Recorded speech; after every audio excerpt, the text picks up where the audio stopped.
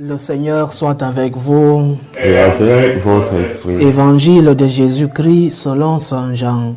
Gloire à toi, Seigneur. Le premier jour de la semaine, Marie-Madeleine courut trouver Simon-Pierre et l'autre disciple, celui que Jésus aimait, et elle leur dit, « On a enlevé le Seigneur de son tombeau et nous ne savons pas où on l'a déposé. » Pierre partit donc avec l'autre disciple pour se rendre au tombeau. Ils couraient tous les deux ensemble, mais l'autre disciple courut plus vite que Pierre et arriva le premier au tombeau. En se penchant, il s'aperçoit que les linges sont posés à plat. Cependant, il n'entre pas. Simon-Pierre, qui le suivait, arrive à son tour. Il entre dans le tombeau. Il aperçoit les linges posés à plat, ainsi que le suaire qui avait entouré la tête de Jésus, non pas posé avec les linges, mais roulé à part à sa place. C'est alors qu'entra l'autre disciple, lui qui était arrivé le premier au tombeau. Il vit et il crut. Acclamons la parole de Dieu. Louange à toi, Seigneur Jésus. Saint Jean, apôtre et évangéliste, a un lien spécial avec chacun des aspects du mystère du Christ. C'est l'apôtre qui, au cours de la dernière scène, reposa sur la poitrine du Seigneur. C'est lui qui reçut Marie au pied de la croix. « Fils, voilà ta mère ». C'est aussi lui qui fut le premier disciple à croire en la résurrection. L'évangile d'aujourd'hui le dit. C'est alors qu'entra l'autre disciple, lui qui était arrivé le premier au tombeau. Il vit et il crut. Le premier disciple, le premier apôtre qui était entré, Simon-Pierre, a vu. Mais l'évangile ne souligne pas qu'il a cru, mais souligne quand arrive Jean, il vit et il crut. Saint Jean a été d'abord un disciple, ensuite un ami et enfin un maître évangéliste. Disciple qui suit le Christ jusqu'à la croix. Disciple qui, dès le premier moment, suit moi. Et il laissa sa barque avec son père et il suivit le Seigneur. Disciple, un de ses premiers qui écoute ce « suis-moi » et se met immédiatement à la suite du Seigneur. Mais disciple qui s'est aussi abandonné totalement à son Seigneur.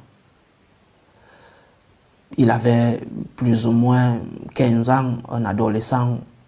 Et c'est peut-être cette innocence de l'adolescence qui l'a aidé à s'abandonner absolument à son maître. Il a répondu à cet amour. L'Évangile dit dans beaucoup d'autres fragments que Saint Jean était le disciple le plus aimé. Et de tous les disciples, ce n'est pas que le Seigneur n'aimait pas les autres, le Seigneur aimait Pierre, il lui a confié les clés de l'Église. Il aimait même Judas, le traître. Le Seigneur aimait tous ses disciples. Mais Saint Jean était l'apôtre du cœur. Celui-là qu'il aimait beaucoup plus. Et pour cela, il a reçu le plus grand don, le plus grand héritage. Beaucoup diront le plus grand héritage qu'a reçu un apôtre, un disciple du Seigneur, c'est le gouvernement de l'Église. Moi, je suis de ceux qui disent que le plus grand héritage, la plus grande grâce qu'a reçu un apôtre, un disciple, c'est ce qu'a reçu Jean. Le Seigneur lui a confié sa mère, ce qu'il avait de plus grand sur cette terre. Mère, voilà ton fils, et fils, voilà ta mère. Et Jean prit Marie chez lui. C'est le plus grand don. qu'un chrétien peut recevoir. Prendre la Vierge Marie chez nous. Mais il n'a pas reçu ce don parce qu'il était Jean. Non. Parce qu'il a été aimé, il a aimé. Il a répondu à l'amour que le Seigneur lui avait donné. Jean est celui qui répond. Il est celui-là qui donne une réponse de retour, une réponse de gratitude.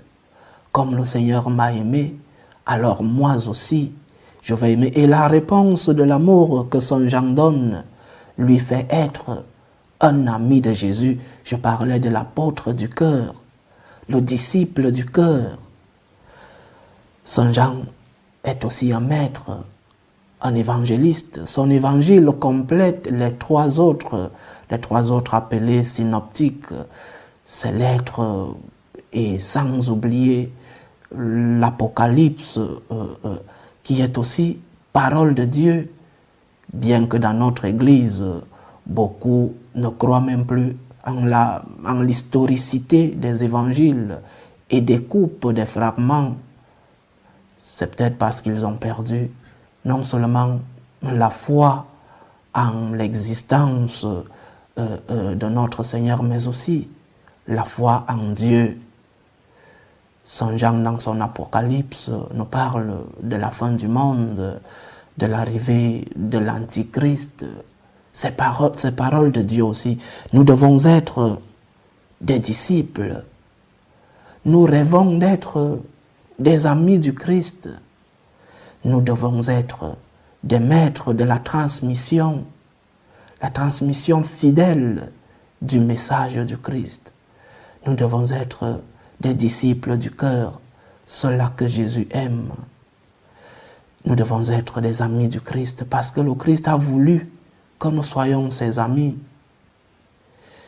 En s'arrêtant un moment sur l'amitié, un ami a confiance en l'autre. Un ami reçoit de l'affection, reçoit de l'aide, reçoit de la consolation de l'autre.